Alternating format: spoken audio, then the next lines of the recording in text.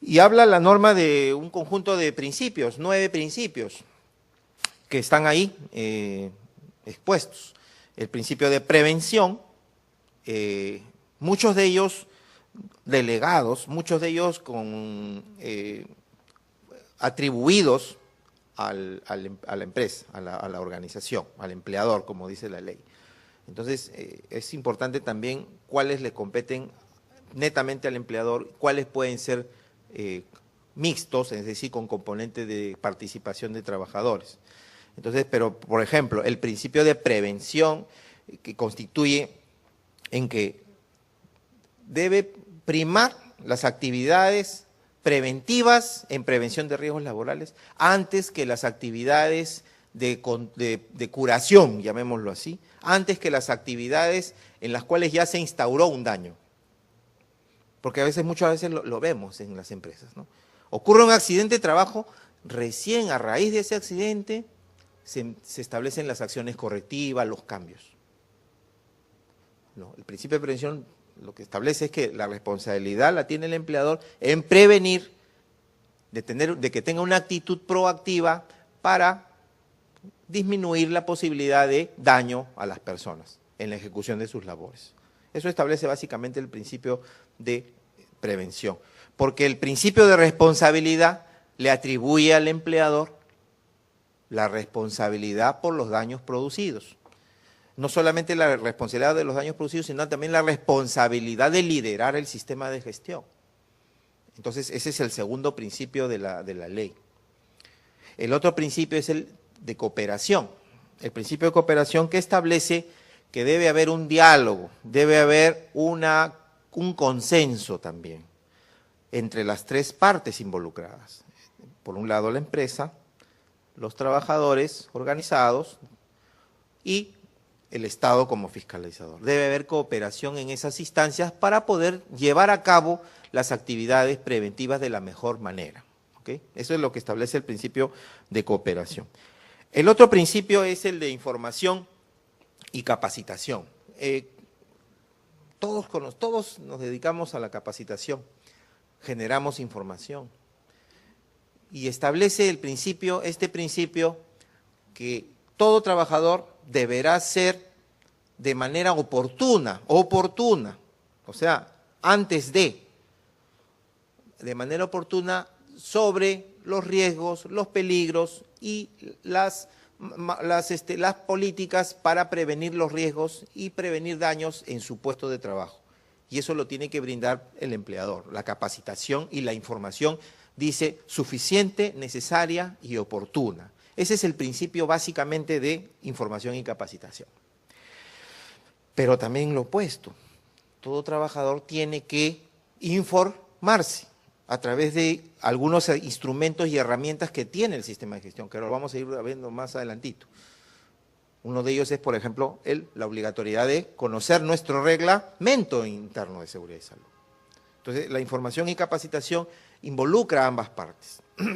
El otro principio que establece es el de gestión integral, que ya lo hemos adelantado antes, que consiste que todas las actividades preventivas, todas las actividades de prevención deben estar integradas a la razón de ser de la organización, a la razón de ser del negocio, como le llaman también, ¿no? Entonces, yo hago capacitación, yo hago formación, yo hago adiestramiento técnico y profesional, lo debo hacer de manera segura y saludable.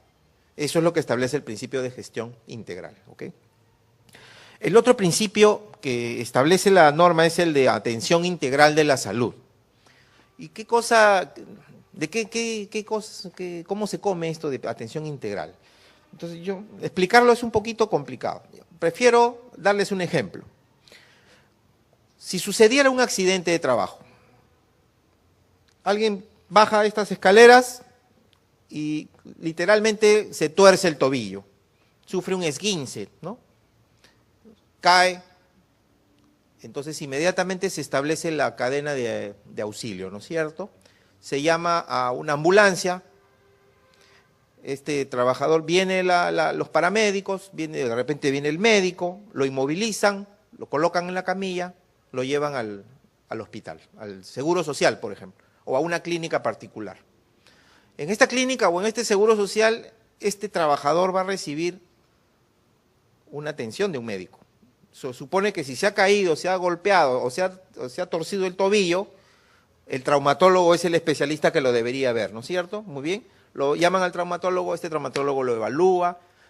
Adicionalmente, él para poder diagnosticar tendrá que tomar una placa, una radiografía o un examen de sangre de repente. Entonces, va a usar otros servicios complementarios. Todo eso es el servicio integral de salud.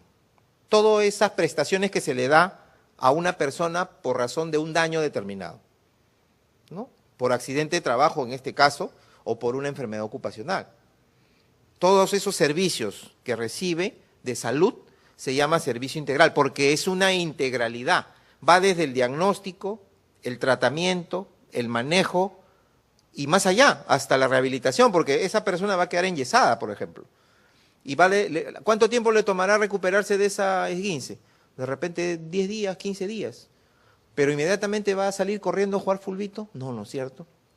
Va a tener que hacer un proceso de rehabilitación. Entonces, eso es parte de la atención integral. Es todo lo que una persona debería tener y contar para recuperar su salud al 100% en la medida de lo posible. Ese es lo que establece el principio. Todo trabajador debe tener o debe contar con atención integral de la salud. De eso se propone la ley.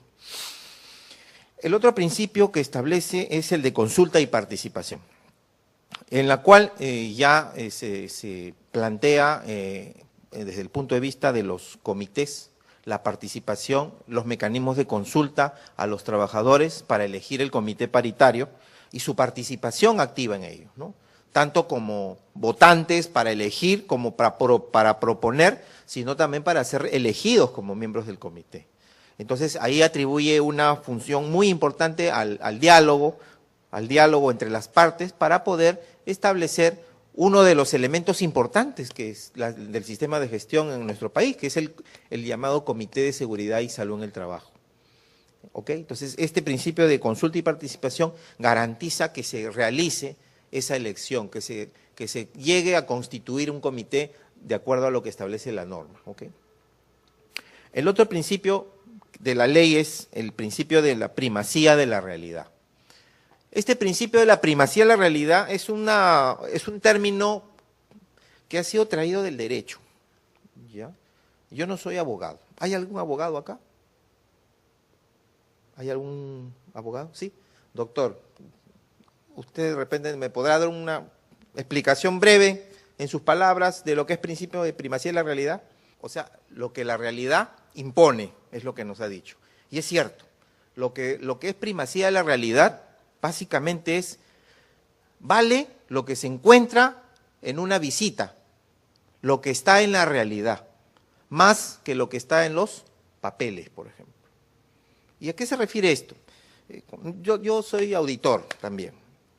Entonces, cuando uno hace una visita de auditoría, una fase de la auditoría es la revisión documentaria, ¿no? En la cual, por favor, acreditar información, registro de entrega de equipos de protección personal, reglamento, constitución de comités, registro de capacitación, han sido capacitados en labores, sí, acá está, acredite, ¿no? Documentos. Entonces, la empresa, la organización puede tenerlo todo en documentos muy bonito, muy bien hecho, forradito, con sus lomos dorados, todo bien bonito, guardadito. Pero uno va a las instalaciones, visita las áreas de operaciones y es un desastre, ¿no? Es un desastre. Entonces no hay una traducción, no hay una coherencia entre los documentos y la realidad inspeccionada, la realidad visitada. Entonces, ¿qué manda? La realidad. Por más que haya documentos, prima la realidad. Eso es el principio de primacía de la realidad aplicada a seguridad. ¿Ok? Entonces, y el otro principio es el principio de protección, en la cual se garantiza que todos los trabajadores deben ser protegidos en el desarrollo de sus actividades, de su labor. Deben estar protegidos frente a los riesgos ocupacionales, dentro de lo tolerable, lógicamente, porque acuérdense que la vida es un riesgo, ¿no? Entonces, los riesgos van a estar ahí. Lo ideal es sencillamente mitigarlos, controlarlos, ¿no? Entonces, esos son los 9 principios de la ley que establece